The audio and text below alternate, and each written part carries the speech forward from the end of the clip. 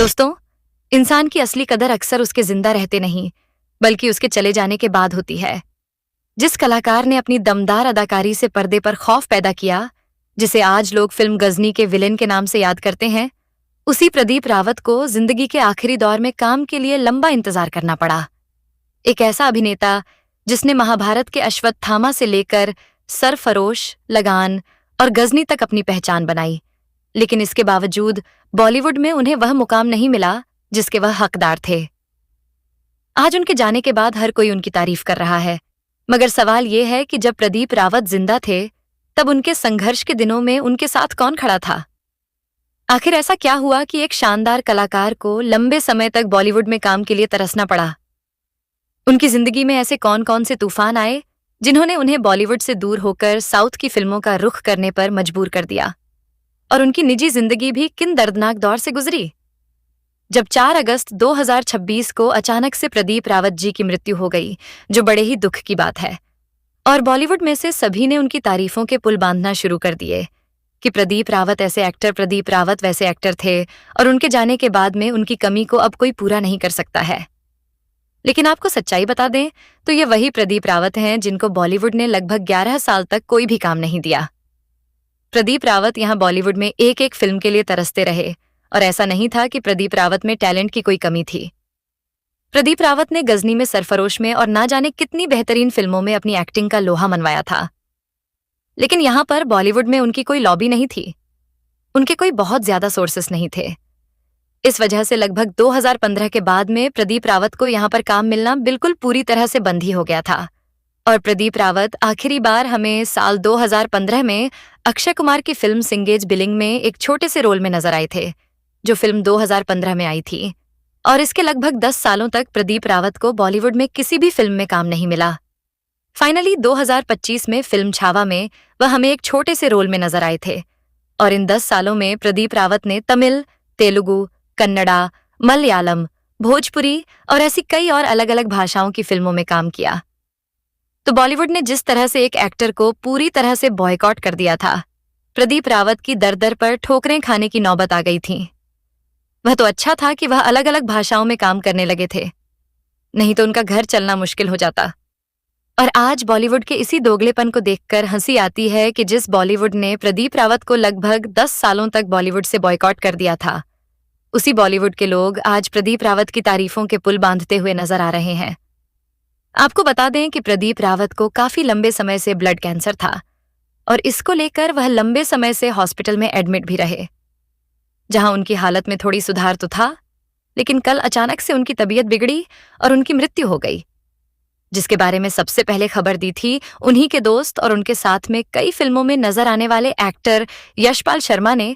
और बाद में प्रदीप रावत के मैनेजर ने भी इसकी पुष्टि की कि वह लगभग 1 हफ्ते से हॉस्पिटल में एडमिट थे, और उनके परिवार का अब रो रो कर बुरा हाल है।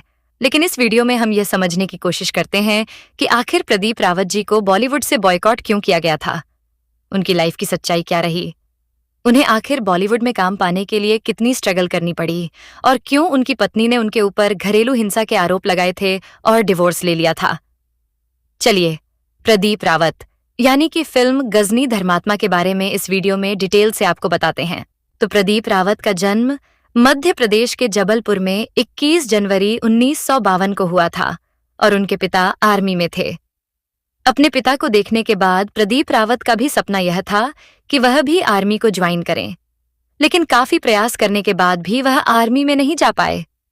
खैर, पढ़ाई में प्रदीप रावत बचपन से ही उतने अच्छे नहीं थे, लेकिन जैसे तैसे उन्होंने अपनी पढ़ाई कंप्लीट की और आगे चलकर उन्हें बैंक में नौकरी मिल गई। वह मध्यम वर्गीय परिवार से बिलोंग करते थे, तो उन्हें पैसे की कदर थी कि आखिर पैसे को कितनी मुश्किलों में कमाया जाता है और कैसे उसको खर्च करना चाहिए।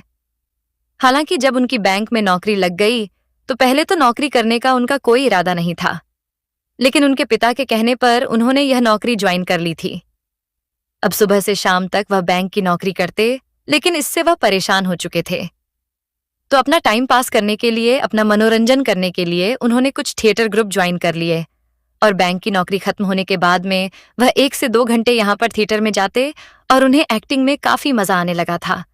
और आगे चलकर वह एक समय तो राज बब्बर के थिएटर ग्रुप एकजुट थिएटर से भी जुड़ गए थे, जिस थिएटर ग्रुप में उन्होंने एक्टिंग की काफी बारीकियां सीखी थीं। आपको बता दें कि प्रदीप रावत बड़े ही रंगीन मजाज के थे और कॉलेज में उनकी एक या दो नहीं, कई गर्लफ्रेंड भी रही हैं। और अपने कॉलेज के दिनों में प्रदीप रावत बहुत ही हैंडसम, स्मार्ट और अच्छी कदकाठी के हुआ करते थे। हालांकि प्रदीप रावत का फिल्म लाइन से दूर दूर तक कोई भी कनेक्शन नहीं था, लेकिन जब वह बैंक की नौकरी कर रहे थे और इसमें उन्हें अब ज्यादा मजा नहीं आ रहा था, तो वह नौकरी से एक ब्रेक लेकर पुणे में अपनी एक पुरानी गर्लफ्रेंड के पास रहने के लिए चले गए थे, जिसके पास में कुछ समय तक वह रुके। और बाद में वहां रुकने के बाद में उन्हीं की गर्लफ्रेंड ने बोला कि अब तुम यहाँ पर रुके हुए हो तो कुछ एक्टिंग में भी ट्राई कर लो। और उसके कहने पर प्रदीप रावत ने अपने कई फोटो एक्टिंग एजेंसीज में दिए, लेकिन वहां पर बात नहीं बन पाई। खैर, इसके बाद प्रदीप रावत को दोबारा से यहाँ पर लौटकर अपनी नौकरी करनी पड़ी। लेकिन अब प्रदीप रावत का इस नौकरी में बिल्कुल ही मन नहीं लग रहा था, तो उन्होंने आगे चलकर इस नौकरी को पूरी तरह से ही छोड़ दिया और इतनी बड़ी रिस्क लेकर वह सीधे मुंबई पहुंच गए, जबकि उनकी कोई भी जान पहचान नहीं थी, किसी को वह जानते तक नहीं थे। और मुंबई पहुंचने के बाद में जितने पैसे उन्होंने बचाकर रखे थे, उससे उनके रहने का और खाने का इंतजाम हो गया और जगह जगह प्रोड्यूसर्स के वह चक्कर काटने लगे और कई हफ्तों और महीनों तक जगह जगह प्रोड्यूसर्स के पास में जाकर वह अपना पोर्टफोलियो दिखाते और ऐसे करके उन्हें थोड़ी बहुत असाइनमेंट मिलने लगे थे। तो प्रदीप रावत को कई छोटे छोटे रोल तो मिल रहे थे, लेकिन किसी भी बड़ी फिल्म में काम करने का मौका नहीं मिल रहा था। उसी समय राज बब्बर की एक फिल्म बन रही थी, साल 1985 में आई एतबार के नाम से, और प्रदीप रावत राज बब्बर के थिएटर ग्रुप से भी जुड़े हुए थे। तो इस तरह से राज बब्बर की फिल्म एतबार में प्रदीप रावत को एक छोटा सा रोल मिला। हालांकि यह प्रदीप रावत के लिए बहुत बड़ी बात थी और बस यहीं से उनके एक्टिंग करियर की शुरुआत हो गई। और इसके बाद वो अनिल कपूर की फिल्म मेरी जंग में हमें लॉयर बने हुए नजर आए और आगे चलकर वो हमें आपके साथ समुंदर, मर मिटेंगे, इंसाफ, महासंग्राम और देश के दुश्मन जैसी फिल्मों में नजर आए, जिन फिल्मों में उन्हें बहुत ही छोटे रोल दिए जाते और कई फिल्मों में तो वह हमें विलेन के पीछे खड़े हुए बस नजर आते। लेकिन खुशी की बात तो यह थी कि प्रदीप रावत का कोई गॉडफादर नहीं था, लेकिन इसके बावजूद भी उन्हें फिल्मों में ये छोटे छोटे रोल मिलने लगे थे। उसी समय साल 1987 के आसपास B R. Chopra Mahabharat TV serial बना रहे थे, जिसके लिए कास्टिंग की जा रही थी। और जैसे ही इसके बारे में प्रदीप रावत को पता चला, तो वह इसके लिए सीधे लुक टेस्ट देने के लिए चले गए, जहां उनकी कदकाठी और डायलॉग बोलने के तरीकों को काफी पसंद किया गया। और फाइनली वह हमें महाभारत में अश्वत्थामा के रोल में नजर आए, जिसमें काम करने के बाद प्रदीप रावत को काफी पहचान मिली थी। इसके बाद आगे चलकर भी वह हमें कुछ और टीवी सीरियल जैसे तहकीकात, चंद्रकांता और युग में भी नजर आए थे। इसके बाद प्रदीप रावत 2-3 लो बजट की फिल्मों में लीड एक्टर के तौर पर भी नजर आए, लेकिन ये फिल्में कब आईं और कब चली गईं, इसके बारे में ज्यादातर लोगों को पता ही नहीं चला। और इन फिल्मों में लीड एक्टर का रोल प्ले करने के बाद उन्हें इस बात का एहसास हो गया कि शायद वह फिल्मों में हीरो तो नहीं बन पाएंगे, और अगर वह जबरदस्ती काम करते भी हैं तो ऐसे ही लो बजट की फिल्में उन्हें करनी पड़ेंगी और ऑडियंस भी उन्हें पसंद नहीं करेगी।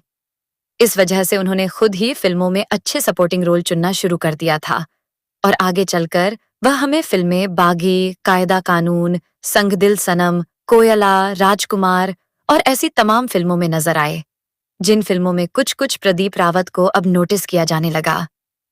साल 1999 में आई आमिर खान के साथ में फिल्म सरफरोश उनके करियर की काफी इंपॉर्टेंट फिल्मों में से एक रही, और फिल्म सरफरोश के दौरान ही प्रदीप रावत की आमिर खान से बहुत अच्छी दोस्ती हो गई थी। और 1999 के आसपास ही आमिर खान और आशुतोष गोवारिकर अपने प्रोडक्शन हाउस में बनने वाली फिल्म लगान के ऊपर भी काम कर रहे थे और इसकी कास्टिंग कर रहे थे, जिसके लिए बहुत सारे एक्टर्स की जरूरत थी, जिसकी कास्टिंग ऑलमोस्ट फाइनल हो चुकी थी। सारे किरदार फाइनल हो चुके थे और इसकी शूटिंग भी शुरू होने वाली थी। लेकिन आपको बता दें कि इस समय तक भी प्रदीप रावत को फिल्म लगान में किसी भी रोल में साइन नहीं किया गया था। और पहले फिल्म लगान में प्रदीप रावत ने जो सिख बैट्समैन देवा सिंह का किरदार निभाया था, वो किरदार सबसे पहले जाने माने विलेन ऋषि को ऑफर किया गया था, जिन्होंने भी आमिर खान के साथ में फिल्म सरफरोश में काम किया था। और आपको बता दें कि मुकेश ऋषि ने कुछ दिन फिल्म लगान के लिए शूटिंग भी की थी, लेकिन अब उस समय मुकेश ऋषि के साथ में यह हो रहा था कि वह साउथ की भी बहुत सारी फिल्मों में काम कर रहे थे, जिनकी शूटिंग के लिए अक्सर उन्हें हैदराबाद में ही रहना पड़ता था। और आगे चलकर ऐसा होने लगा कि मुकेश ऋषि फिल्म लगान की डेट्स को मैनेज नहीं कर पा रहे थे और इस वजह से वह फिल्म लगान से बाहर हो गए। और आमिर खान ने फिल्म सरफरोश में प्रदीप रावत का काम देखा था और उन्होंने प्रदीप रावत को फिल्म लगान के लिए साइन कर लिया, जहां इसके लिए प्रदीप रावत को कुछ डायलॉग्स दिए गए। उनका स्क्रीन टेस्ट लिया गया और फाइनली प्रदीप रावत को यह सिख वाला रोल मिला था।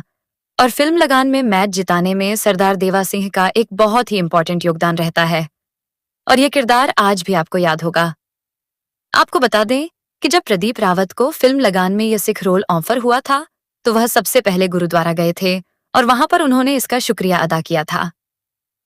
गुरुद्वारे जाकर उन्होंने अपना माथा टेका और जितने दिन तक भी उन्होंने फिल्म की शूटिंग की उस समय तक ना तो उन्होंने ड्रिंक की और ना ही नॉनवेज खाया।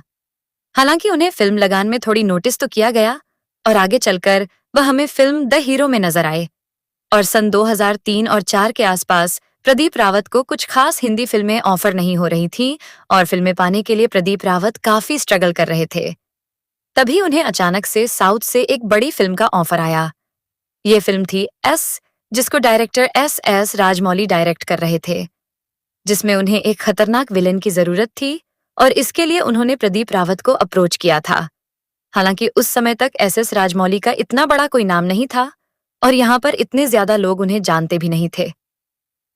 तो पहले तो प्रदीप रावत ने यह सोचा कि कहाँ साउथ में जाकर वह फिल्म की शूटिंग करेंगे और उन्हें तो तेलुगु बोलना और समझना तक नहीं आती है, तो पहले तो वह इसमें काम करने के लिए मना करने वाले थे।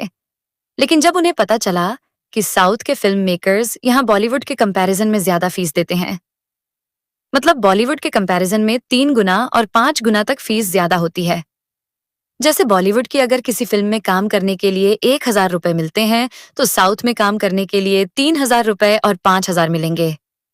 तो इन्हीं सारी बातों की वजह से प्रदीप रावत फिल्मशाही में काम करने के लिए हैदराबाद चले गए थे, जहां पर वह डायरेक्टर एस राजमौली से मिले, जहां उन्होंने एस राजमौली से कहानी सुनी और एस राजमौली के जो नरेशन का तरीका था वह इतना ज्यादा अच्छा था कि भले ही प्रदीप रावत को भाषा समझ में नहीं आ रही थी, लेकिन उनके पूरे हाव भाव उन्हें भली भांति समझ में आ रहे थे और उन्हें अंदाजा हो गया था कि एस राजमौली किस लेवल के डायरेक्टर हैं और उनका किरदार कितना बेहतरीन है। तो प्रदीप रावत इसमें काम करने के लिए तैयार हो गए थे, जहां फिल्म सई में उन्हें बिच्छू यादव का रोल मिला था और प्रदीप रावत ने अपने 2-3 सीन यहाँ पर परफॉर्म किए। आपको बता दें कि एस राजमौली को उनका काम इतना ज्यादा पसंद आया कि पहले तो फिल्म एस की जो स्टोरी है वो पूरी तरह से एक कॉलेज पर बेस्ड फिल्म होने वाली थी, लेकिन प्रदीप रावत इस विलेन के रोल में इतने दमदार नजर आए कि एस राजमौली ने उनके सीन्स बढ़ा दिए थे और स्टोरी में भी बदलाव किया था। और फाइनली फिल्म सई जब रिलीज हुई तो प्रदीप रावत के भिक्षु यादव के रोल को लोगों ने बहुत ज्यादा पसंद किया और इसके लिए उन्हें फिल्म फेयर बेस्ट विलेन का अवार्ड भी मिला। फिल्म सई में भिक्षु यादव का रोल लोगों ने इतना ज्यादा पसंद किया कि आज भी तेलुगु सिनेमा में लोग उन्हें प्रदीप रावत नहीं बल्कि भिक्षु यादव के नाम से ही जानते हैं। ठीक कुछ वैसा ही जैसा कि बॉलीवुड में भी उन्हें उनके असली नाम से ज्यादा लोग गजनी के विलेन के नाम से जानते हैं। और इसमें काम करने के लिए प्रदीप रावत को अच्छे खासे पैसे भी मिले और आगे चलकर उन्हें कई और तेलुगु और तमिल फिल्में ऑफर होने लगीं। और यह कहीं ना कहीं प्रदीप रावत के लिए भी अच्छा था कि जहां बॉलीवुड में दर दर की ठोकरें खाते हुए भटकना पड़ रहा था और रोल उन्हें नहीं मिल रहे थे, और अगर रोल मिल भी रहे थे तो ये बहुत ही छोटे छोटे रोल थे जिनकी ऐसी कोई पहचान नहीं थी। तो 2004 और 5 के बाद में वह ज्यादातर तमिल, तेलुगु और कन्नड़ा फिल्मों में काम करने लगे, जहां साल 2005 में सुअर के साथ में फिल्म गजनी में मेन विलेन के तौर पर वह हमें नजर आए, जिसमें उन्होंने डबल रोल निभाए थे।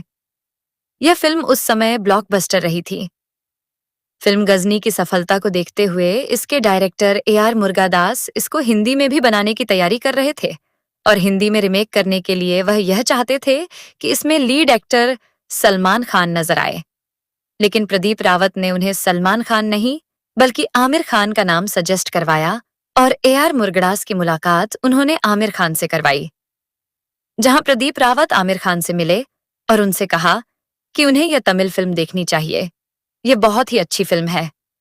तो प्रदीप रावत के कहने पर आमिर खान ने फिल्म गजनी देखी और यह उन्हें बहुत ज्यादा पसंद आई और वह इसका रीमेक करने के लिए तैयार हो गए। तो इस तरह से फिल्म गजनी की यह प्लानिंग शुरू हुई। हालांकि आमिर खान ने इसके क्लाइमेक्स में काफी बदलाव करवाए थे। जहां इस तेलुगु फिल्म गजनी में हमें विलेन के डबल रोल देखने के लिए मिले थे, तो आमिर खान ने इसको चेंज करके सिंगल रोल ही रखवाया और फाइनली फिल्म गजनी रिलीज हुई। और यहाँ पर भी प्रदीप रावत के काम को लोगों ने बहुत ज्यादा पसंद किया। और तमिल फिल्म गजनी का क्लाइमेक्स बिल्कुल ही अलग था और आमिर खान की फिल्म गजनी का क्लाइमेक्स बिल्कुल ही अलग रहा। और अगर मैं अपनी बात बताऊं तो मुझे आमिर खान की फिल्म गजनी का क्लाइमेक्स काफी पसंद आया था। और इस तरह से फिल्म गजनी ने कई रिकॉर्ड बनाए और ये पहली ऐसी फिल्में बनी जिसने भारत में 100 करोड़ से ज्यादा का कलेक्शन किया और प्रदीप रावत भी गजनी के रोल में देश भर में पहचाने गए।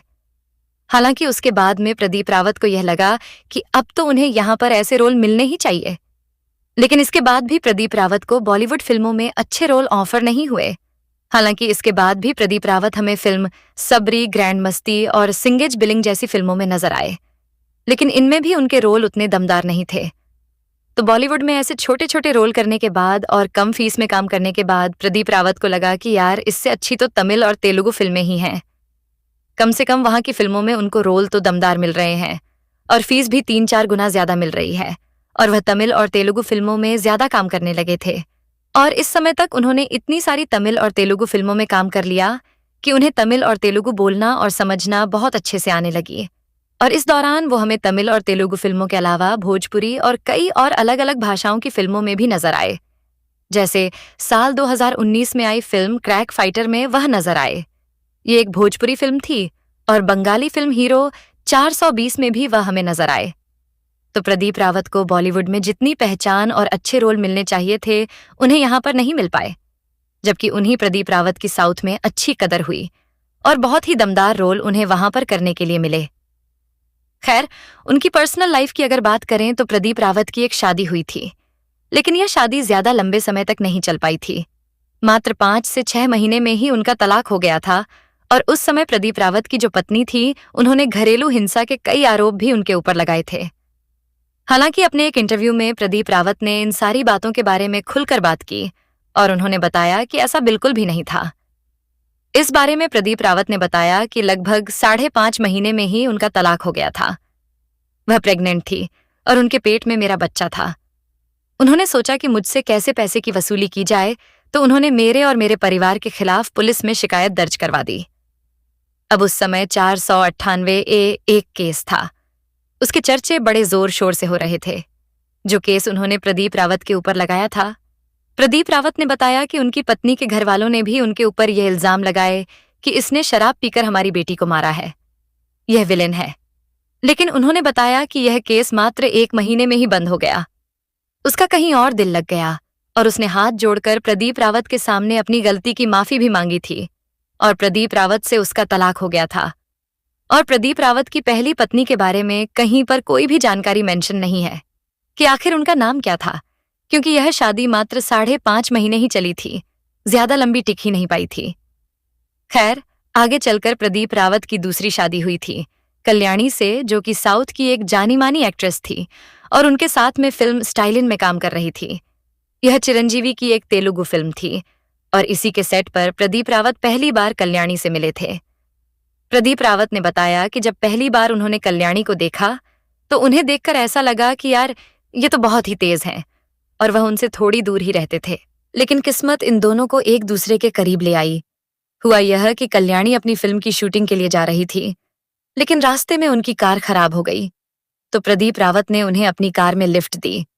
ऐसे इन दोनों की बातचीत शुरू हुई, नंबर एक्सचेंज हो गए और धीरे धीरे दोस्ती प्यार में बदल गई और फाइनली लगभग 2 साल तक एक दूसरे को डेट करने के बाद में 2006 में इन दोनों ने शादी कर ली थी। आपको बता दें कि आगे चलकर इन दोनों का एक बेटा भी हुआ, जिसका नाम विक्रमादित्य रावत है, और आगे चलकर इनको एक और बेटा हुआ जिसका नाम सिंह रावत है। खैर, सब कुछ ठीक चल रहा था। प्रदीप रावत भी साउथ की फिल्मों में अच्छे से काम कर रहे थे, लेकिन बीते कुछ महीनों से उनकी तबीयत काफी खराब रहने लगी थी और वह हॉस्पिटल में ही एडमिट थे और कल उनकी अचानक से मृत्यु हो गई।